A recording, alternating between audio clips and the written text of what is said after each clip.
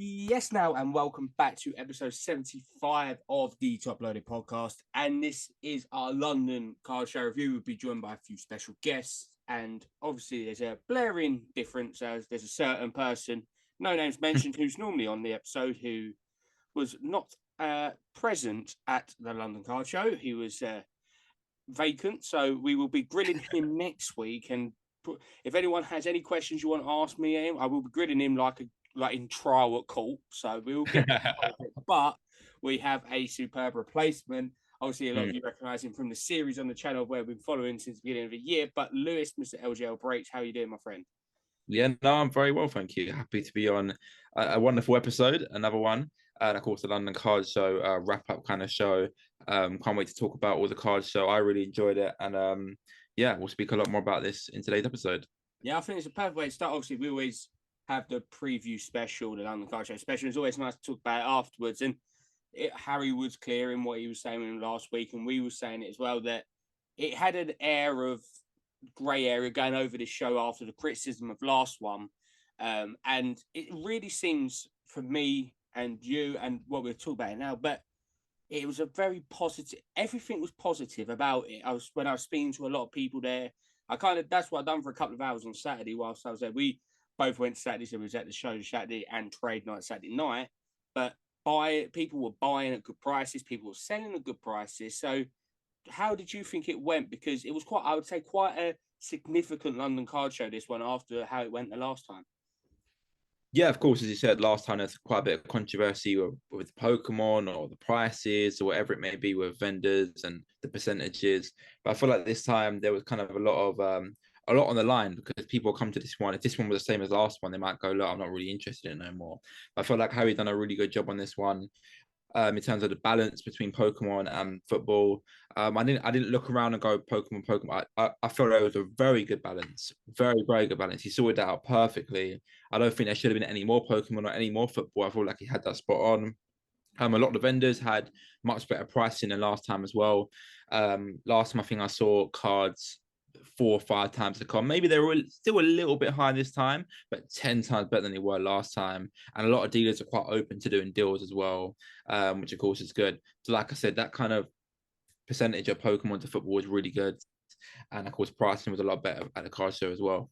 Yeah, and I think that's the perfect topic to start on, was pricing, because it was a massive issue. And obviously that's not down to the show at all. It's obviously the vendors and the buyers at the same time. But it seems like it was a very good price show in terms of, okay, there were some bits higher, but a lot of people had that room for negotiations, where in past there was a bit more tight lip. There's a bit, say if it had 300 on it, they probably wouldn't do less than 275.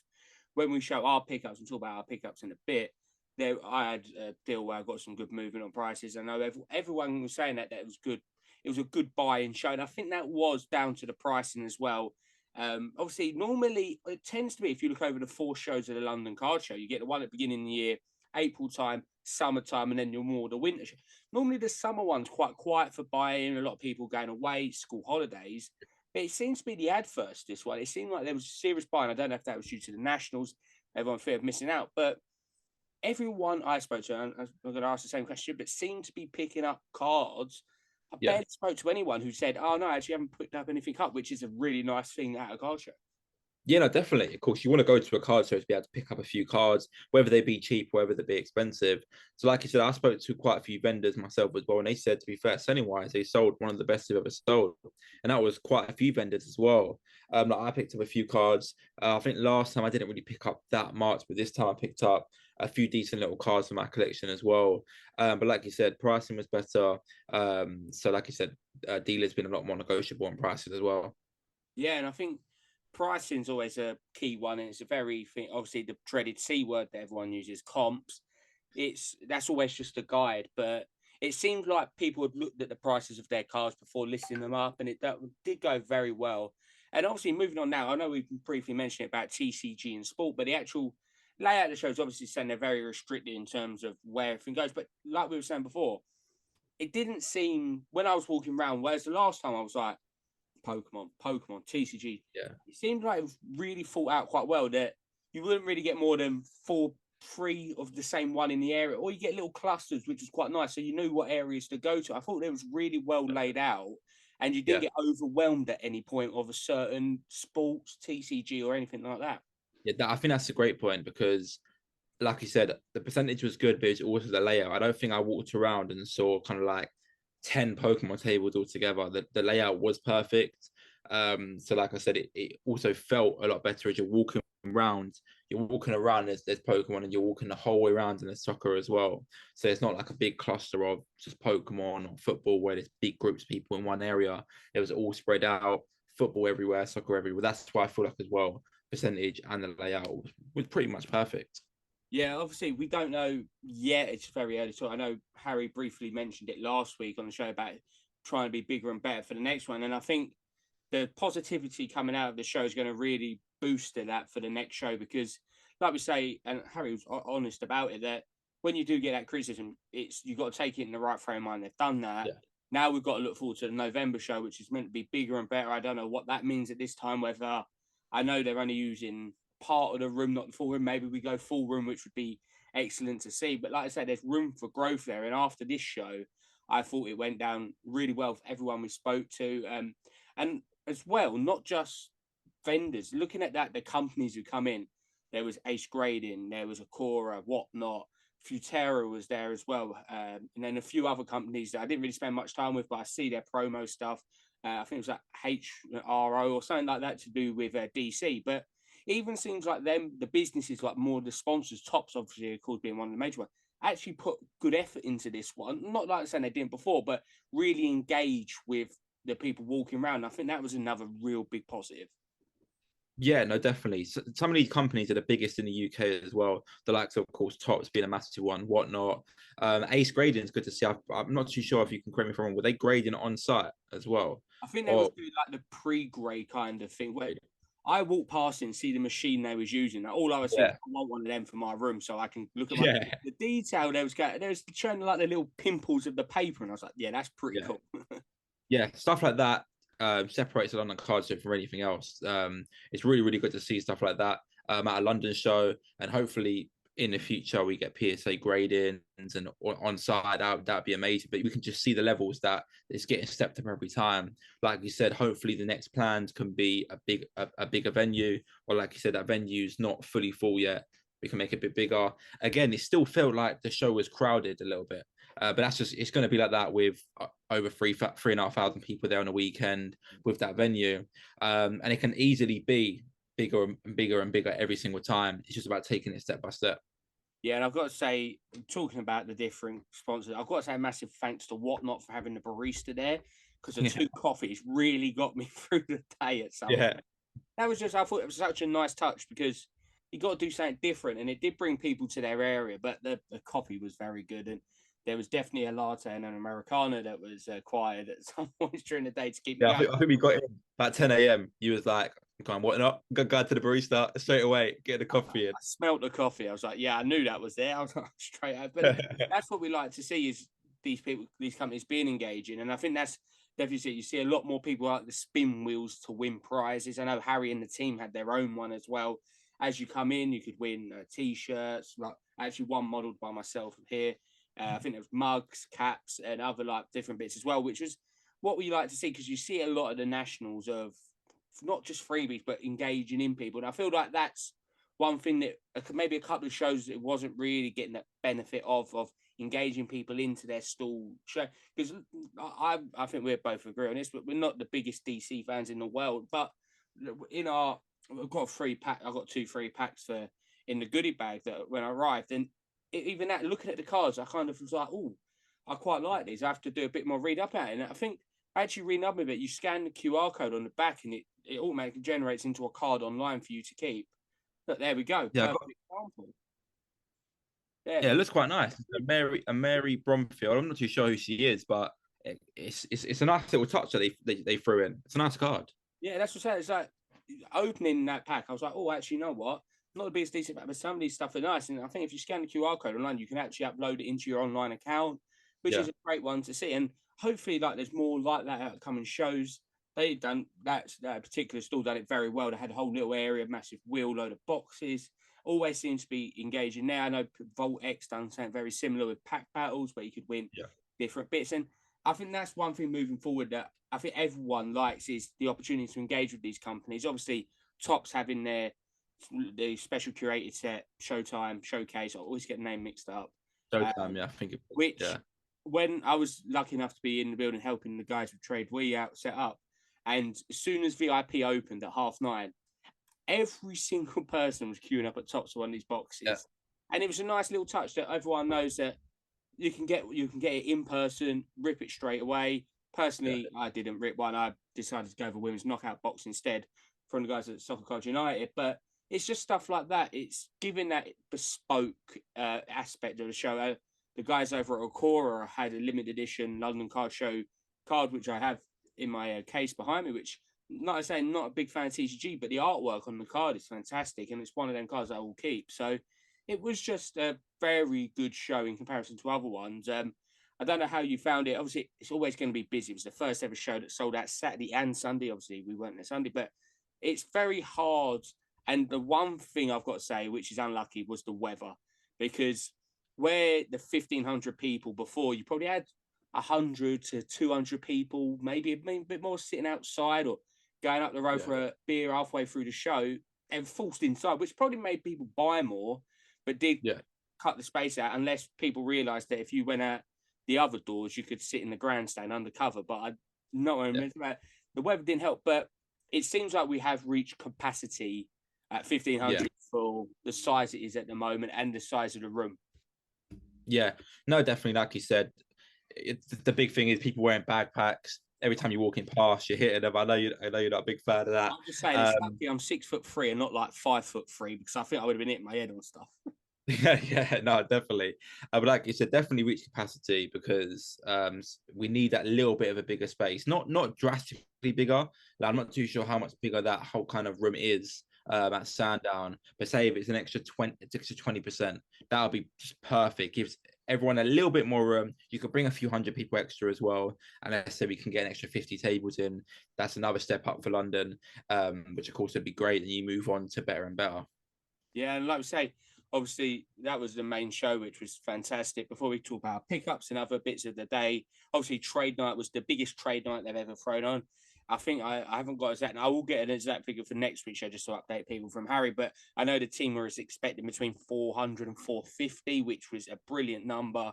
There was about 7 rows of tables, 4 chairs per table, and it seems to be popping all the time.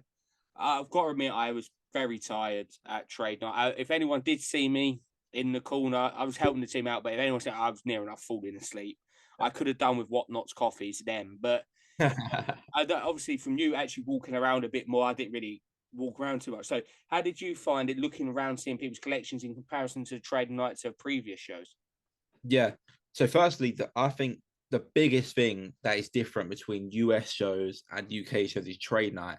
The trade night, I know it's a national, but it was still crazy. Everyone in America raved about the trade night. Even going back to the hotel, you got 1,000 people at a hotel sitting around and just trading. I think that's the biggest thing that is separate from the US and the UK that I think we really need to kind of work on. But nevertheless, it was still a great trade night. I didn't personally make any trades, but I know Jason, that'll be on in a bit, did actually make some trades. Sold a few cards as well. But a lot of people were open to kind of seeing your cards, seeing their cards. Before, I felt like there was a lot of just kind of people just setting up and selling, kind of like as a vendor. But this time I felt like it was quite good. A lot of people were open to trade. So a lot of trades go back and forth. So overall, I think it was good. But I feel like we can still definitely, that trade night, make it a proper big thing in the future. Yeah, so it's such a new policy, really, for not even policy, but just new procedure in the UK for trading. Obviously, it's still always more orientated towards the cash deal, but like I say, it's going to grow in time. You can see it. I remember the first trade night when it was in the room downstairs, and it was probably 200 people, probably top in there, and people were still very tentative then. But now you're looking at double the size, obviously in the bigger room, and it's grown in strength every show. And I feel people are realizing that's when you can get a lot of deals done. Vendors come in, they can get deals done as well, which is fantastic. And obviously, moving on to my next question for you, obviously, because you've been in 2 perspectives really going to this London Card Show, obviously from your breaking side of it at Whatnot, and obviously your single side Whatnot, but also being a collector yourself. So talking actually from the breaking side of it, obviously looking around, looking at potential buying product or buying singles. How did you find that with it? Because I'm sure it's very different to going in there looking for your PC. Yeah, no, it was quite good, to be fair. I set up kind of like a fairly pre-deal. Like I didn't really see everything, but with Jonas JPR, a good friend of mine. So I pretty much went straight up to him and just looked through all his case. He kept it on the side for me. I picked up around 70 patches or 70 patches autos, because that's personally what works for me and whatnot. Patches autos, patch autos, they work really well for me. He said, look, he picked up a load from the national, brought them to London, was going to sell them at London, but I said, look, hold them for me there. I'll come and we'll make a little deal. We made a deal. I got about 60, 70 patches, autos, nice obsidians, and I literally sold them Sunday night straight away, and it went really well for me. So again, next London, instead of doing 60, hopefully I can pick up around 100 autos patches for the right price. Because like you said, I'm going around looking for a personal collection, looking for some cards that I personally want for my PC, but also to buy and then do a little single sale and whatnot, or whether that be buying wax or whatever it may be. But singles that do really well. Like I said, picked up 70, sold them literally the day after. I could have bought so many more, but now I know the audience want it. Next time I go London, I'm flicking through them boxes, autos patches, and going to do another big deal.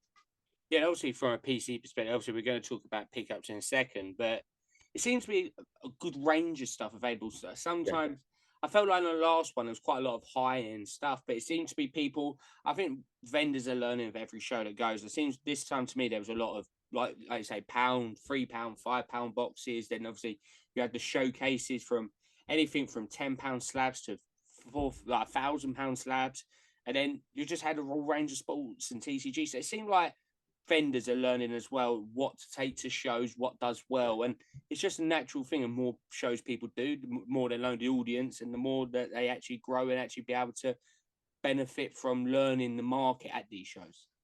yeah, no, definitely, because I spoke to a few vendors myself. Again, we can't compare to America. America's massive. We cannot compare to it. The only thing I can say is, at America, you have a lot more big deals, £1,000 deals, 10,000, £5,000 deals flying off the window. In the UK, we're not that big. We're not that established to be able to do deals like that just yet. So people have told me what sells really well with the vendors, kind of like cards that range from £1 up to the 150 mark, because people haven't got the big bulk to purchase. People might become a family. They might only want to spend 50, 60 quid. So they might see a few patches, £4, £5, and buy them ones. Them ones do fly off the shelf. But then more expensive ones, the £500 card, £600 card, don't really sell too easily. You do have the few higher end people that will purchase them, but compared to American percentage, it's a lot lower. But like I said, I've been told that £10 to 150 range do sell really well at the show. Yeah, I think that's like the general consensus I've gained as well. That is the optimal range of pricing. You might Yeah. some people will do the big deals, or always feel like once you get to the £200 area, a lot more people want to kind of do a part trade, part cash deal.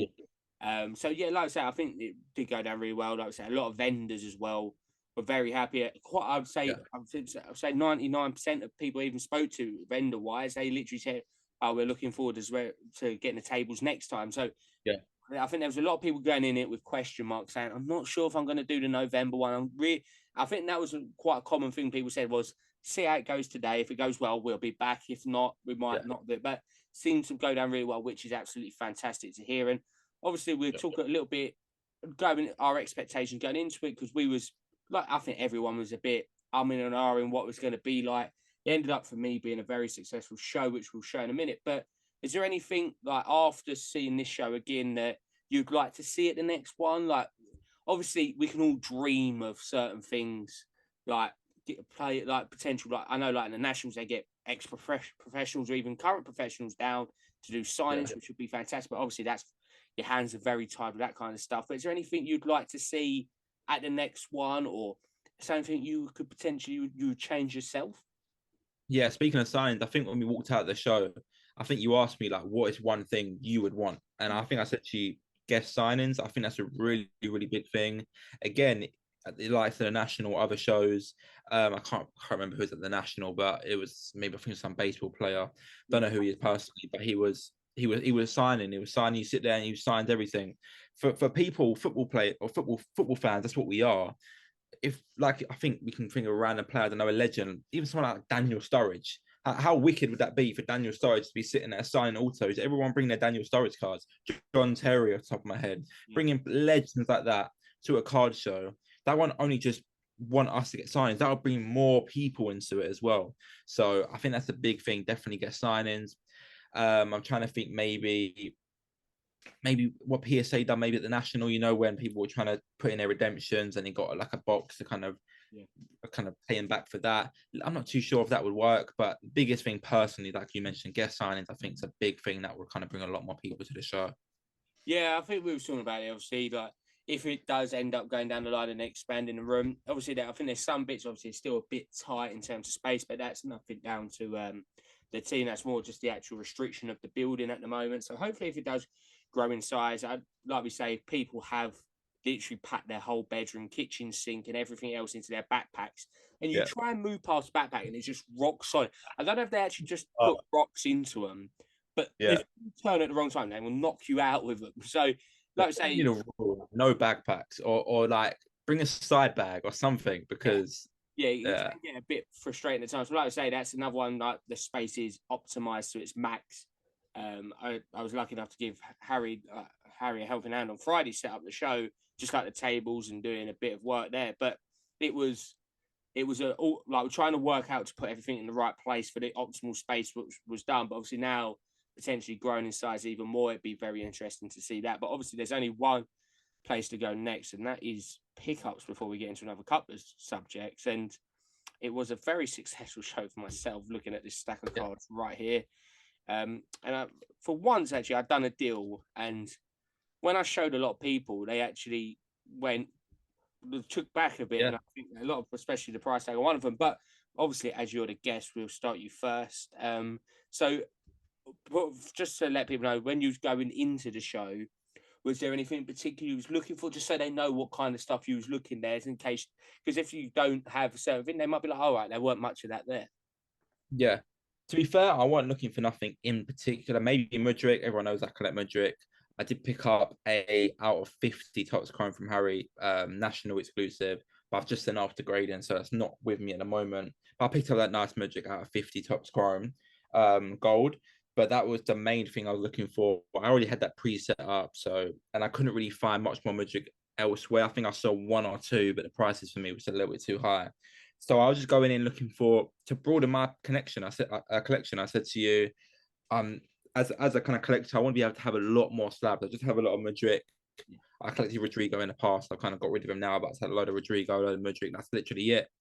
But I decided to kind of broaden my collection a bit more, even if it's not that much expensive stuff. First of all, I picked up a nice João Felix. This is the Neon Futures Aoki. This is at 99 PSA 9. Like I said, I've probably got about literally 10 slabs in my collection, literally nothing really at all. So this one was like 20 quid. So I thought, why not? So a nice little cheap slab added to a collection, João Felix to 99. So I picked up that. I also ripped a national pack, which I got from Crypt at the card show as well. I got a Cody Rhodes, but I also got a Dan Marino NFL legend. Well, you said he's a legend. I've never heard of him before. Out at 99. And the other pickups was a William Gallas World Cup Auto.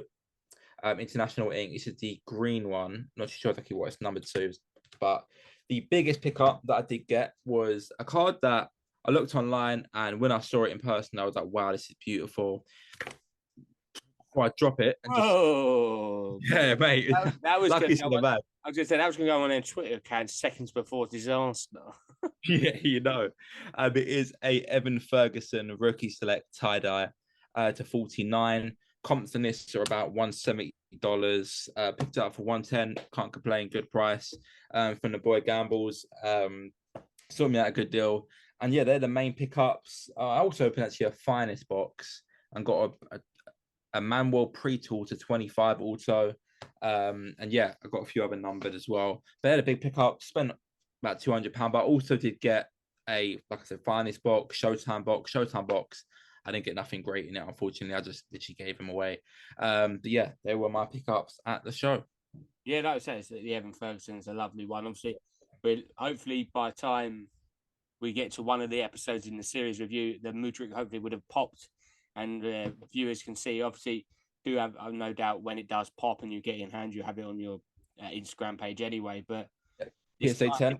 Yeah, hope PSA 10 would. Oh, that would look great, that card, won't it? Especially for the PC. But I think there's only one place to start from me, and it's actually not a card to begin with. I did order 2 custom stands from the absolute wonderful guys over at Third Down Displays. I was waiting for them to come at the show, which I was very optimistic for, and I have them with me right here. Went for 2, so I went for a red and a white one. I'll show you one up close. Obviously, got my RP Trading Cards logo on there, and then obviously for people who don't know, because now I've expanded a lot of my basically focusing my collection on the women's game.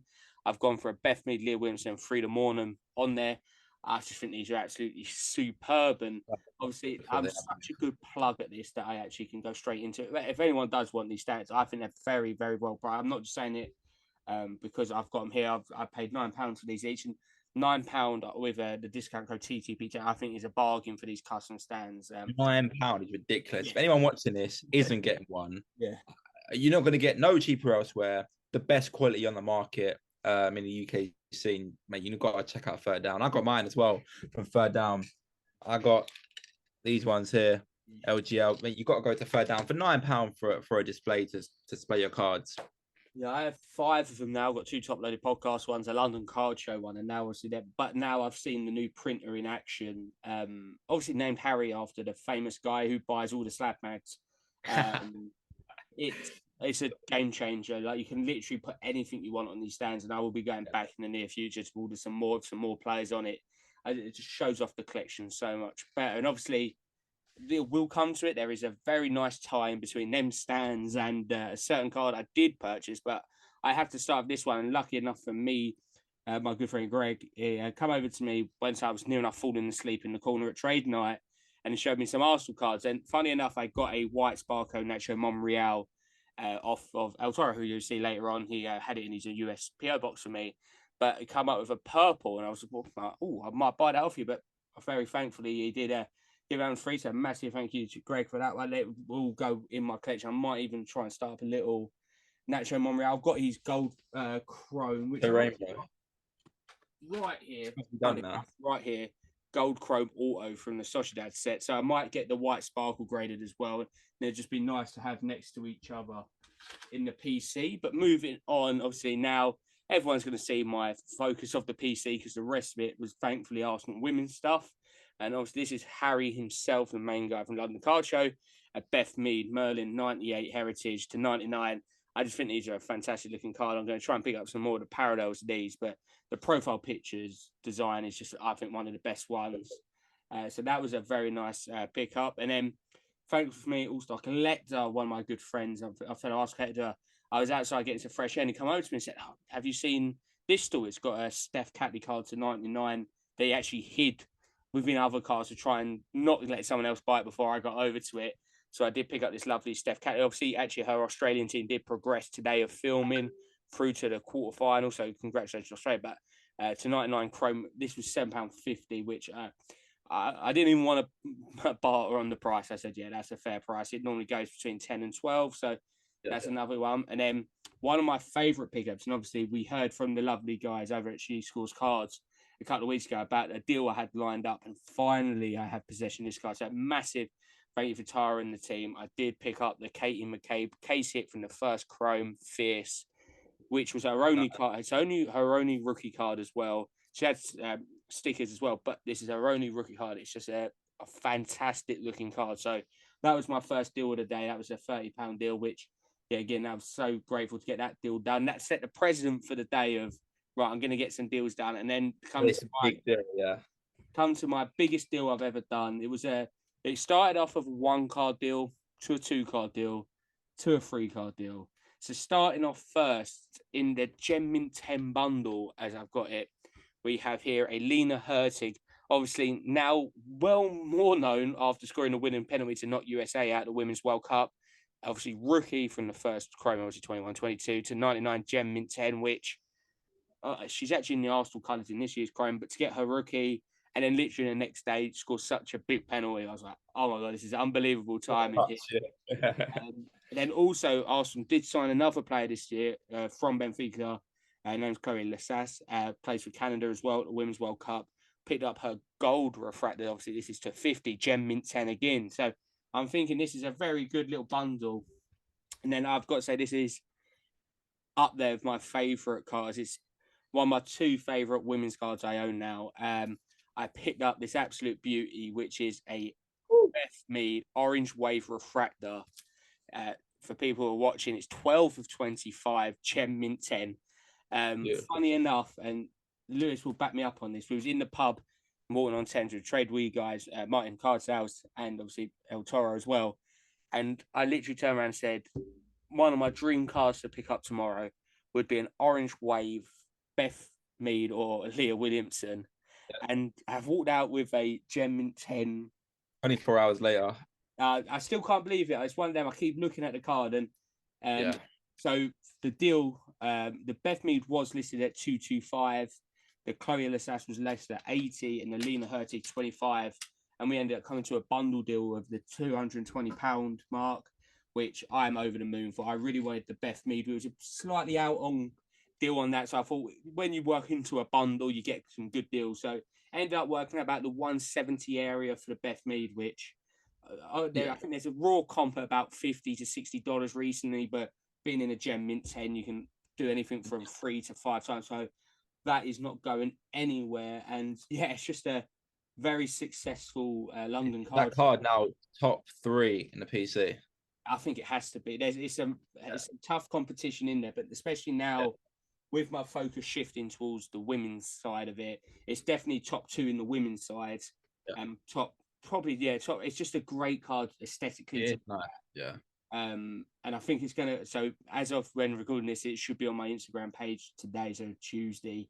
I don't really want to show anyone else, but it's a nice card. It's one of them that I've always wanted. I've got 2 other Orange Wave Arsenal cards, and to get one of the most iconic England women's players of the Euros wins, and obviously Arsenal.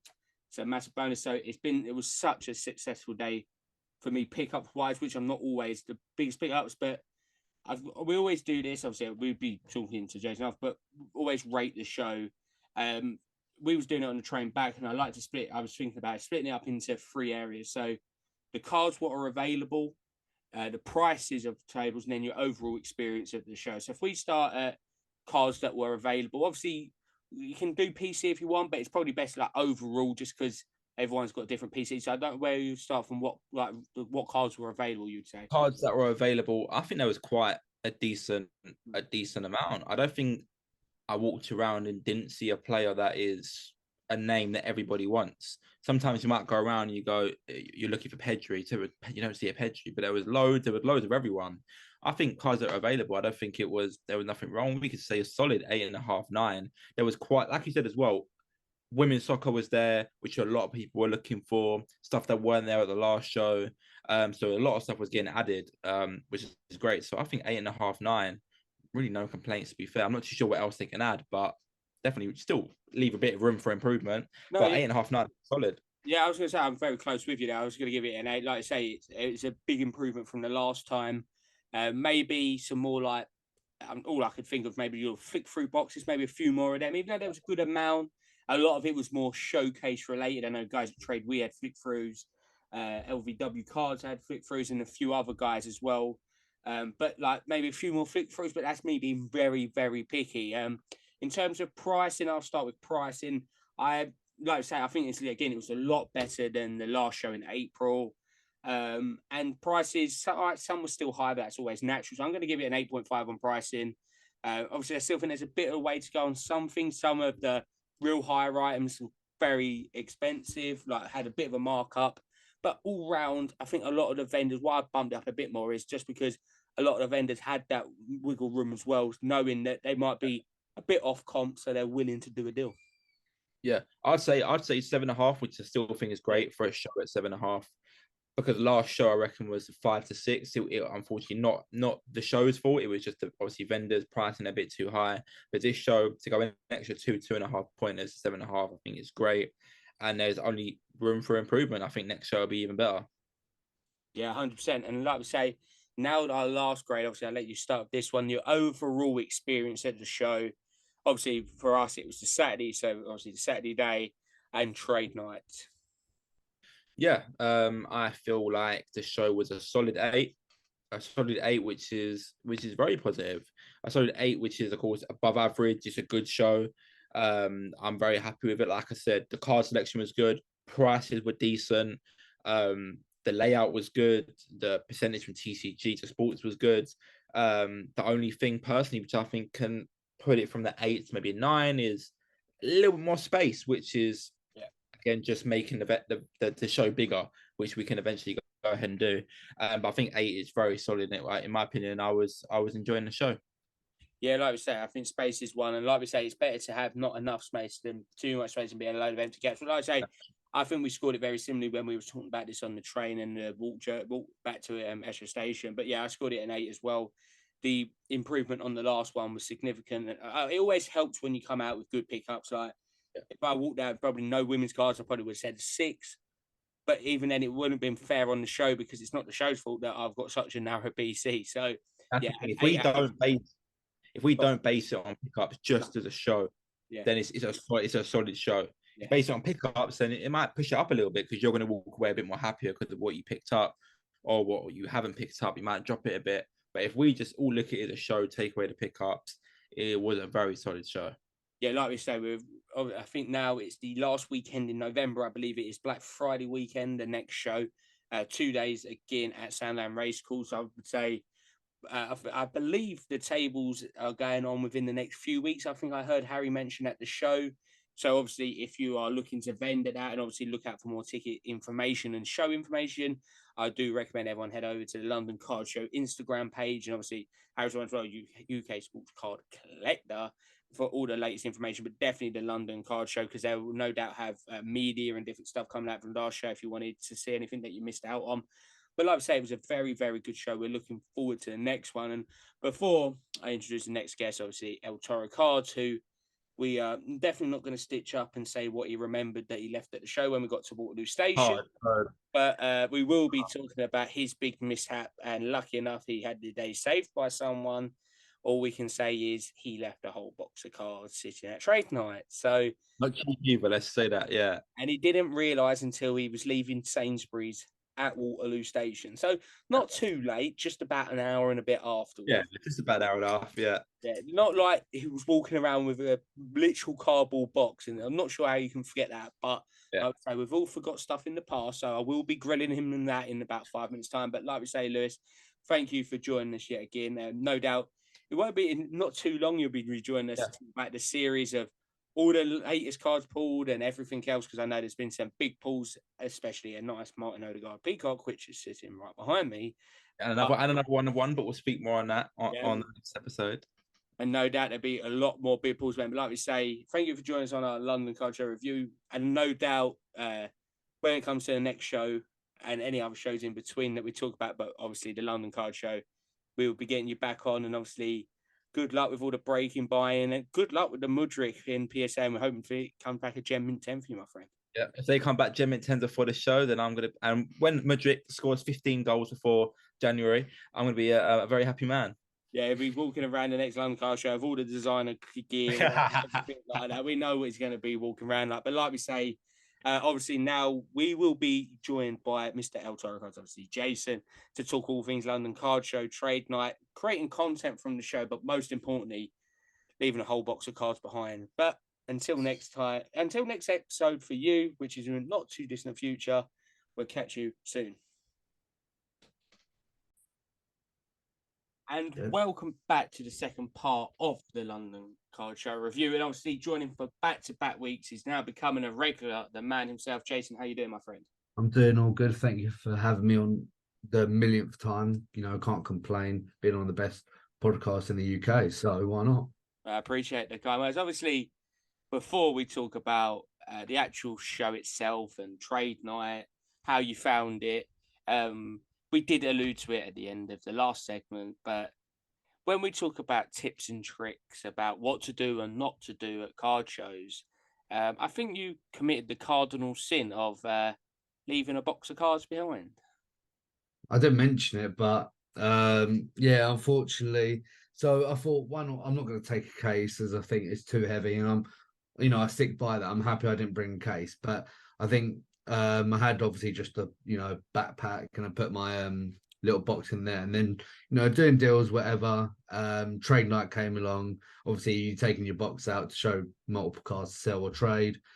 And I think I was literally at Waterloo Station with obviously you running Lewis LGLBreaks, and I get a text from Grassroot Cards, and he was like, "You forgot your box." I'm like, "What?" He said, "Yeah, you forgot your box of cars." I'm like, "What?" And he showed me a video of actually all the slabs are there. And don't get me wrong, I think I had some on me that I put in my bag separately. So I got my Ramos Auto, I've got my Nico Williams Gala, so they're the most important ones. But I was like, what the hell? So he's getting it shipped out. I just want to say a massive thank you to him. And he sort a deal out with him or something, because it's about there's a few £100 in there that I've basically nearly lost. So Yeah, like I say, lucky enough it fell into good hands, and and as well, rarely case as well. So he missed me as well. So yeah. No, it's great to hear that it's all sorted out. But obviously now focusing our attentions over to the actual show itself. Obviously, we was in the same thing of, I know you mentioned it prior to it, that you're collecting. We take the mick a little bit about how many PCs you have, but what you're actually buying now is so niche that it's a bit like me. I'm improving. You're a better man. taking steps in the positive direction. Changed. Bit like me with like women's, that is so narrow that you could easily go to a show and find nothing at all. Well, yeah. So obviously, before we look about pickups, everything, how did it feel going into a show actually sticking towards like only buying certain things? Because no doubt in the past you were swayed and bought other items that maybe weren't fitting the PC at the time. Yeah, well, last London Card Show, I went in there, didn't buy anything I don't know if it was that show, but I didn't buy anything for an hour, and then I started buying Benzema treble, which is literally not in my PC or normal pickups that I'd make. But yeah, no, this time I think I've done quite good. Didn't sway from the normal PC. I did pick up some things that I don't obviously PC exactly. So obviously one of the pickups I made was a Nico Williams, but I do have some of his stuff. So and he's obviously Spanish, so it makes it a bit better. It's not like I'm buying Bruno Fernandes. It's not totally different. But I think I've done well this time. I managed myself. But yeah, look, there wasn't much for me personally. Obviously, being Ramos vintage, it's quite a niche basically. There was a few vintage tables, but as I said in my video on YouTube, shout out the video. There was obviously Jojo JMS. He had a few vintage. Some stuff I actually did like. I should have picked up. I probably regret not picking up some stuff there. And there was another table which was more pre-war English. So you got your Dixie Dean, Butchums, your Merediths. You got, and don't get me wrong, they're about £1,000 to £3,000 cards, which is not in my budget. But I think for what I was looking for, there was a few tables in what I had. But yeah, there's obviously a lot of competition. There was a few Ramos collectors there, so I had to try snipe some of the deals before they see them. Yeah, so obviously now if we turn our attention, I've done the same thing with Lewis earlier myself. We were looking at different aspects of the show. Actually, we'll start with like the layout of the show. Obviously, it was very similar. There's some minor changes, but very similar to the last one, and it felt very crowded at the last one. Obviously, that's the one in April. Now this one in August. How did you find it in terms of layout and how it was? Because I thought with the weather outside, more people being inside, that it was actually handled and actually set up very well. No, I understand. Obviously, the weather wasn't on our side. It was a little bit of thunder as well, but that didn't stop me going outside. But just walking around, it was. Don't get me wrong. I think it was a bit tight. Obviously, I'm a bigger person. I'm not, I'm not like six-pack glory everything. But no, getting through. Obviously, like lanes and all that. It wasn't that bad compared to the last card show. I admit. It was very packed, and obviously, they both sold out on the Saturday for both events. So it's the same exact people, and obviously the weather's not amazing. So, there's only going to be like 10, 20 people outside maximum. So most of them will be inside. So I'll say it felt like there was a bit more space. Don't get me wrong, there was still a lot of people, got a lot of people with massive backpacks, cases. So it doesn't help, but I felt like from last London Car Show to this one, there was a bit more room to work with, and, say, I don't know, make a deal with someone, not getting, shoved around, chokeslammed by someone. But yeah, no, I think flooring wise, it was a lot better. It was a lot better. Yeah, and obviously moving on to the next bit now, actually talking about vendors in general, but not talking about like the companies that went along like Whatnot Tops, but actual Yeah. vendors. It seemed like the pricing was a lot better this time. There's a lot more leeway of prices. Did you find that the same? Because I think that's quite a unanimous conclusion that I've got from Yeah. talking to people that it was a much better price show, not just for the buyer, but for the seller as well. Compared to last time, it was a lot better. Don't get me wrong, I think there's still obviously some people quite high on prices, some people a bit low, whatever, but that's going to happen. Everyone's not going to have perfect prices, perfect comps. A lot of sellers, what I spoke to, they said they literally comped. So obviously Saturday is a card show. They comped on the Thursday or the Friday. So you got the latest comp and recent sold that you can actually have on the card. But yeah, compared to last show, it was a lot better, a lot better. And obviously, I think most people willing to come down a bit or just meet you at, work with you instead of saying no, that's that price, don't care, whatever, go away from there. I haven't had that before, but yeah, it might happen one day. But yeah, with pricing, I think there was obviously some tables that I think that still stuck to their obviously pricing and they didn't want to move, which is obviously understandable. If you're in it for a certain amount of card and you don't want to make a loss on it, they're going to stick to it. Unfortunately, it's a bit annoying sometimes, but I think overall, I think it was a lot better. I think obviously spacing for the show was a lot better. People doing their prices, and as I said as well, Harry, obviously the runner of the show, the runner of the show, yeah, he can't sell to people. That's your prices. It's not him. It's the actual vendor who are selling their cards. But speaking to a couple vendors as well, like Dan, obviously Sports Cards UK, he said a lot of the cards that went is are your cheaper cards, your your 5, your 10, your 15, your 20. I think that's always going to happen, and I think he said for the higher end slabs they were just staying there, and I think not a lot of people have a lot of money to bring to the show. There's obviously certain, but I think it was more of the 5, 10, 20 pound deals. Yeah, no, I would 100% agree with that. I think like the optimal pricing on a card that does work London is like between the 0 and 100, £150 mark. Oh yeah, 100%, yeah. They're the ones you see moving a lot often. Obviously, there might be the 1, 2 buyers that are going in there potentially going to spend £1,000 and a bit. Well, I think I saw someone buy. I don't know if they bought or traded, but the Messi one of one from the Donruss set, one I think 2016 or 17. So yeah, obviously that's a big card. There are, don't get me wrong, some big cards that are moving on, but as you said, yeah, most of them, from the 0 to 100 to £150.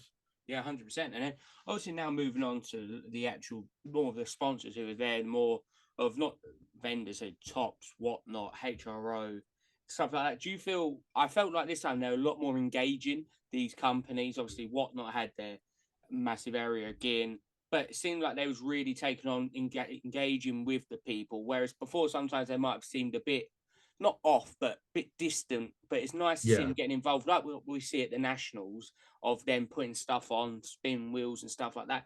It seemed like it was a much more engaging show from them as well this time. Yeah, no, 100%. I think with Whatnot, obviously, I don't stream or anything. I've got nothing to do with Whatnot. Obviously, the only thing I do with Whatnot is buy. But yeah, just going over there was a lot of people over there. Obviously, I believe you, Ronnie, you got your free coffee. Yeah, can't complain. I don't like coffee, so I didn't do that. But yeah, a lot of people. I think they were more engaging. I think they had their little spin wheel that you can win prizes. I think that's obviously more engaging. You had who else you have? You obviously I don't collect Pokemon or TCG, but you had Ace Grade in there. They obviously I think they explained how they do downgrading some people when I was walking past. Who else do you have? You had quite a few. Obviously, I think on trade night there was PSA. Obviously, I think they just sponsored the show. I don't think they were doing actually anything at the show, but hopefully, moving forward, PSA or Beckett or SGC. God, I can't speak. One of them American or even CSG. Obviously, they've gone with CGC. Hopefully, maybe they can come to the UK and maybe do. I know it's a bit far fetched, but maybe do some on-site grading or something like that that could actually, change the UK hobby in general. Because I think that would be massive. no, I agree with you. I think that's one thing that me and Lewis were talking about, and a lot of other people as well at the shows. Would the dream of a lot of people would be able to. You could take a card. Obviously, it won't be your £20 a card items, but No. if there was grading in the future, even if it was a high end card, you could get done for 100 or 120. People would be like it, because you can get it back the same day at the show, or even the next day at the show if you're there. Then you can try and move it on straight away, or then you don't have to worry about shipping it all the way back. So the money you save on or shipping, if you're even going to do it, you can get it graded. or even getting damaged. I think I know it sounds really like you probably think I'm stupid, but not a lot of people probably still don't know PSA or SGC, or if if SGC came along, oh, what's SGC? Oh, let me use them in a company, and it 9 times out of 10 everyone knows PSA, but for people that don't, it's something for them. No, definitely. I think that's obviously we're going to talk in a minute about what we'd like to see in the future shows, and I think that's going to be unanimous for one is some sort of on-site grading. But obviously now we're going to briefly look at what you picked up before we talk about the actual trade nights and other bits like that. Because I know obviously trade night, you are quite active normally at trade nights buying and selling, which is going to be a different perspective because I was falling asleep in the corner and Lewis was pretty much. I couldn't find you. I was literally falling asleep in the corner. So if we actually talk about your pickups now, so obviously last week on the preview, you said you was going to be looking for Sergio Ramos for one. You was going to be looking at vintage, but in particular, definitely Paco Gento. So did you end up picking anything that you managed to tick off your list, or are we going to do if like we do the the actual main show first? Okay, so I went way off schedule on that one. I didn't pick up any Paco Gento at the show. Which is a very niche item that you potentially could never find anyway. Sergio Ramos, I tried to look for. There was one, I think, BHA cards. Obviously, Ben Hatley had a flawless out of 5 auto. Ramos, like that's the dream, but didn't get that. There was a few cheap ones that I thought, I don't know, like with Ramos, there was some that is Ramos top scoring matter of 199. For me personally, I'd rather just pick up the out of 99, or obviously if I'm doing the rainbow, I'll get everything. But the first one I picked up was this one. You could probably see is a Nico Williams out of 10 XR gold. Obviously a player that I've been collecting a bit. Young, really, really young, good player. I think his contract expires next year. I think Barcelona are in the running to get him. I think he was linked to Liverpool before, so he's a very good player. Obviously, brother with Inaki Williams. So I picked that off of Black and Amber cards. I think I got it for 40 quid. Can't complain. There weren't really any comps on it, so it's a bit annoying. And then the next one. So I only picked up 2 cards at the actual show, and the next one is this David Villa auto. So I think he's just so underrated. I think, honestly, you might say it's a bit over the edge or whatever, but I think he honestly changed the game and the way his position actually worked. I think he changed it in the world of football. But auto out of 49, which is even better, and number 22, my lucky number. Got that in a PSA 9, auto 9, which is a bit annoying, but can't complain there. Got that from Rarely Cased. I was going to do a deal with him before with this card, but I think it fell through. So he said to me, do you want to do 50? I said to him, look, I was going to do the deal last time. It fell through. I felt bad. So I'll do you 60. That's what we agreed on the Instagram deal, 60. So I've done that. And I think that's all I picked up. There's a few that caught my eye, but it was just like nervous to pull the trigger. I think there was a Bobby Moore, Calciatore, 1968, 1969 Panini, PSA 6 for 30 quid. I think it was a really good price, but I didn't get them in the end, which is a bit annoying. Yeah, so obviously now moving attention over to trade night, and from previous shows, I know you've always been doing deals at trade night, not just always buying, but selling and trading all in general. So before we look at your actual pickups, how did you find trade night? Because my perspective is very much different to yours because I was gone. You didn't see anything. Your eyes were closed. No, so trade night, it was all right. I think, to be honest, I think it's probably my best trade night. I'll probably say first or second best, just because I think the environment was still good. Everyone's talking. I think a lot of people this time were into trading. So I know it's really like, well, it's trade night. Obviously, they're going to be trading, but a lot of people willing to trade and not just sell and obviously get money, which was quite good compared to the other shows. I think that's obviously on the rise. Obviously, there's a lot of good people out there at the trade night. Obviously, left my box there, so there's a lot of good people there. So if you lose your box, there's a lot of people that are good there. But there was a lot of different stuff really. There was a lot of high end, there was a lot of low end. Obviously, a lot of Pokemon TCG.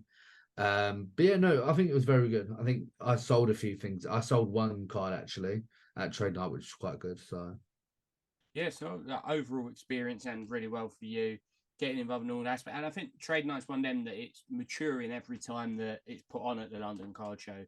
People are getting more involved. Obviously, I think we were led to believe it was between 400 and 450 people at Trade Night, which wow, is a lot different to the first one where I think it was around the 150, 200 area. So I was feel it? like every I show that remember. comes, the number's going to increase, the more deals are going to be done. So obviously now looking at your actual pickups from Trade Night, there's a certain card I'm waiting here to see, and I know the people are as well. So let's have a look at what you managed to pick up at Trade Night. I don't know what that card is, but no. So the first one I actually sold a card. So it was Lionel Messi Topps Chrome 2018 variation. Honestly, one of my favorite cards in my collection, but it wasn't gradable. It wasn't worth integrating. It'll probably get like I believe a 7-8, which I'd rather just buy a raw one that's actually in good condition, or obviously graded PSA 9 or 10. I sold that to obviously grassroots cars. Josh got a good deal out of that. So the first one wasn't actually a pickup. Someone gifted it to me, which is quite cool. He's literally changed his name yesterday on Instagram, so I'll do his old name. I think it's UK_baller_cards. He's a viewer of the channel, so he's obviously he knows who I collect, Paco Hento, and he gave me this one. So people think I've got this one already, which I do, but I don't. So there's two variations. You've got the Italian and the Brazilian version. I've got the Brazilian version here. Obviously, it's in a slab. And the difference between both of them is they got the number there. The way they're written is different. The backs, there's nothing, no writing on the back. So I got that for free. I'll give you money for it. I don't mind. Like, and he was like, no. And I'll say I'll buy something. In the end, I didn't. So I need to find him something, maybe the next London Card Show or something like that. And the next one was my last one, is probably my favorite pickup of the show, is this one here. So Sergio Ramos, PSA 9, which is obviously Pop 2, none higher. So there's no 10s, obviously 2014 being a hard set to grade. Purple out of 99. So that's nice. Numbered 4 out of 99, obviously. I didn't notice, but LGL pointed out that it's his Real Madrid number and his PSG number, which flew out of my head.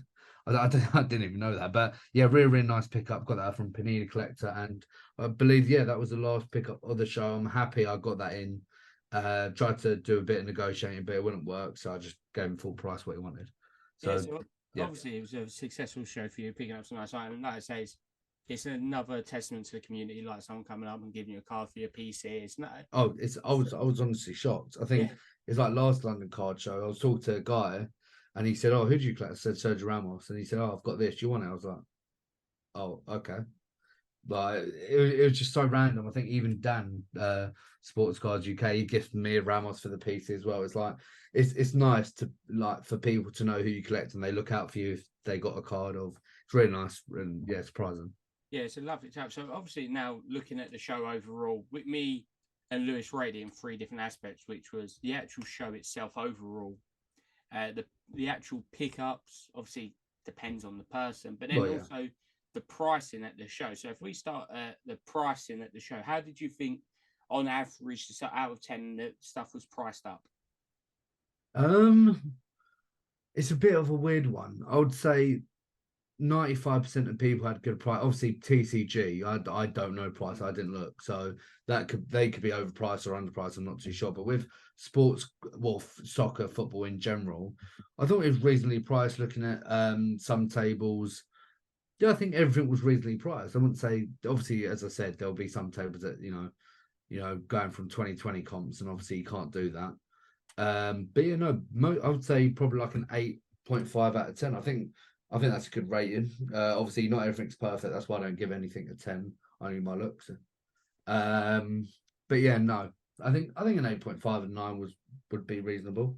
Yeah. Now, obviously everyone is different in terms of this, but overall, like the stuff what was on offer for, like especially we look at the sports industry, especially soccer mainly. So obviously sometimes it's not a load of range of high and low end and everything. So how would you rate that out of 10? I think me and Lewis scored it around the 7.5, 8 mark. So how did you find it in terms of like there being high end and low end? Yeah, what's like overall availability of cards for people to look at? I think availability, obviously when you go to a show, even though you can't afford it, you want to see the big cards. You want to see what's on show. Like, it's nice when you see a 101 Messi or Ronaldo. On offer, I'd say there's a good range of cards. Obviously, there's going to be a lot of, your Garnachos, your Kavicas, your Mudriks, and then your Messi, Ronaldos, your big players. But there was a lot of, plays that a lot of people tend to PC. Like, there's a lot of Premier League players, and yeah, I've got no players in my head at the moment. But I would say there was a good range of high end. I think there could have been more high end. I would rather there be more high end. Obviously, I'm not going to buy it, but it would have been nice. I know. Obviously, I mentioned the Messi 1-of-1 was there. I believe there was an immaculate. There was a lot of actually people doing obviously wax openings, and I saw. Was it JBW? He pulled the 1-of-1 Ronaldo, wasn't it? Was it Dan? Zidane Chronicles. Yeah, oh well, the 1-of-1 has been pulled of Ronaldo, and it's like there was a lot of cards being pulled, but I think on show, I think there could have been more high end, but I think in general it was a good show for that. Yeah. And then overall, so the overall show rating out of 10. Obviously, it was quite a big show for the London Car Show, coming off the criticism of their April show. Yeah. So how would you score it out of 10 for that? The overall whole experience. Oh, pardon me. Sorry. Overall experience. If I had to include pickups, I would put it down a bit just because there wasn't a lot for me. But that's obviously not their fault. It's it's not the vendor's fault. It's not Harry's fault. It's not the team's fault. It's just obviously what I prefer to get. But I think overall, if I had to put, I'll put a strong 8.5. I wouldn't put 9 just because I don't know. The only problem is, just thinking off the top of my head, what went bad. I can't really name anything. Obviously, me not picking up stuff, but it's not anyone's fault. It's my fault. But yeah, I'll probably say an 8.5. What did you and Lewis rate it? Yeah, we scored it very similarly in the 8 8.5 area. I would say 8.5. Honestly, not obviously no hate, but I wouldn't say it's the best show personally.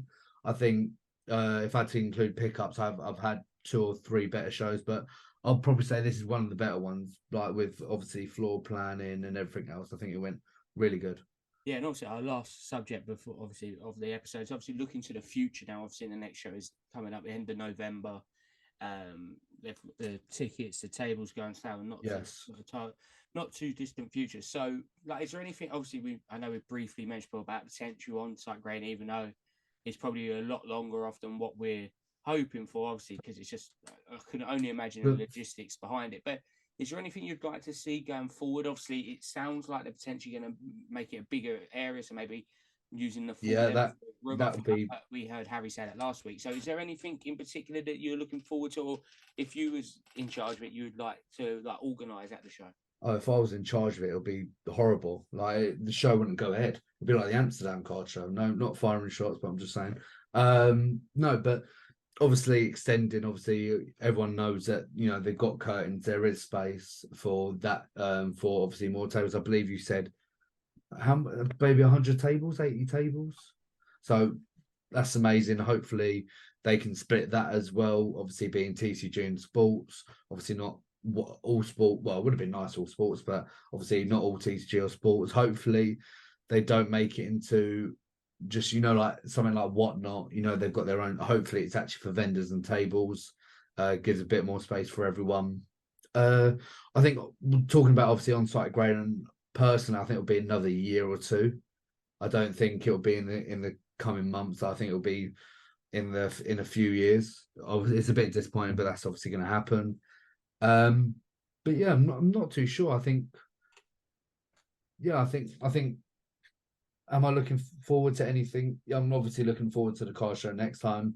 Unfortunately, I don't know if everyone's going, so I don't know if I'm allowed to put that in. But yeah, I know I'm just looking forward to every car show. It's obviously nice going out on the weekend, seeing your mates that you've spoken to on Instagram, obviously picking up cars, spending all your money on wax and singles, and then potentially trying to grade them and make your money and for your PC. Yeah, no, I think it's one of them now that everyone recovers from the next one, and then by the time even though it's 3 and a bit months away now, and it goes really quick. Like I remember when me and you and Lewis were walking to the station, we're like, God, London Car Show, that's it. Because obviously we only went for the one day, but like That's it. It's gone quick. It's really, yeah, goes like that. Oh yeah, it's one of them that you look forward to, and then it does go really quickly. It's Yeah. such a busy day. Obviously, when the VIP's going at 9:30, obviously general admin at 10. Show finishes around the 4 o'clock mark, and then you're back at 6 for the trade night. So it's a very packed day. Obviously, for us, it was a bit more convenient. We went up there the night before, so you can kind of Yeah. chill a bit more. You're a bit closer to the venue on the day, which was really nice. But yeah, it was. Which I recommend. I do recommend that. It's obviously, you know, if it's obviously a bit more money, obviously a bit more time, you know, but I really do recommend going a day earlier because that's the first time I've done that, and yeah, perfect. Yeah, making an experience. That's what it's all about, and Exactly. You can link up with people the night before. You can just talk. You can hang around. But no, like I say, it was a very good London card show. Again, obviously, we say thank you to Harry and the team, no doubt, for Yeah. putting on another very successful London card show. Some of the best pickups I've ever made at the card show, which was very good. Yeah, for you, it was 10 out of 10 for you. Obviously, there was a certain member of the Top Loaded podcast who was not at the card show, but still managed to pick up a card. So we'll let him talk about that one. I think he picked up more than me.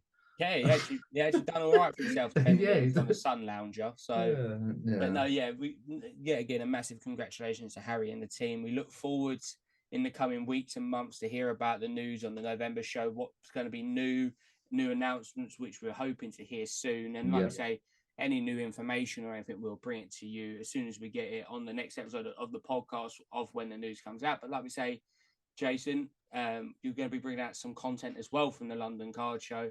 So obviously, Pete, I would recommend people heading over to your YouTube, obviously El Toro Cards on YouTube and El Toro Cards on Instagram as well, to see from the perspective of your eyes on through the day, and then also what you picked up. Well, exactly. I think last card show I did record a bit more than this time. Like speaking to obviously Dan, I know I mentioned about 10 times this podcast, but just speak to him. It is hard to film. I know a lot of people say no, it's not. You just put your camera like that and you talk. But generally, it is hard when you're trying to make deals. You're trying to obviously see people, talk to people, trying to walk around. You got to eat, you got to drink. It's a load of things, and I think next time when I do go to London Card Show, I think I'm just gonna go all at it. Like, don't be scared, just do it. But yeah, no, it is hard to film, but I'm happy I did get a few clips. Obviously, what I bought, what I sold. Obviously showing some showcases, obviously some of the good ones and all that. But yeah, that will be coming out soon. I think that'll be a trade night and the actual card show in one video. Then obviously showing you my pickups and another one. But yeah, happy to do that. And then obviously next card show will be doing more videos. Yeah, no, say thank you yet again for joining us on the Top Loaded podcast. It's all no right. doubt it won't be too long until your next adventure on, and I feel like now you might be able to become a co-host soon. That you've kind of taken over from Harry. So I think Harry owes you a few drinks at this rate, my friend. Yeah, a few. Oh, he owes me a lot. No, I was going to say, Harry, I've taken your throne. No. I would say don't worry, Harry will be answering for his sins next week. So when we bring you next week's episode, we'll be talking a lot more in depth about the ongoing Panini Fanatics. Oh yeah, well, I'm not getting involved in that. So not getting involved in that. So join us next week on the Top Load podcast, where we talk all things card world in the last couple of weeks and new releases, ongoing legal battles, and everything in between. But like we say, thank you ever so much to the team at London Card Show for the show, but also thank you everyone who come up and spoke to myself at the show. It's an honor. Obviously, thank you as well for all the congratulation messages as well on winning Podcast of the Year, which is still overwhelming. But like we say, hope everyone out there is doing well, buying, selling, trading, all that good jazz. But most importantly, happy hobbying and good night.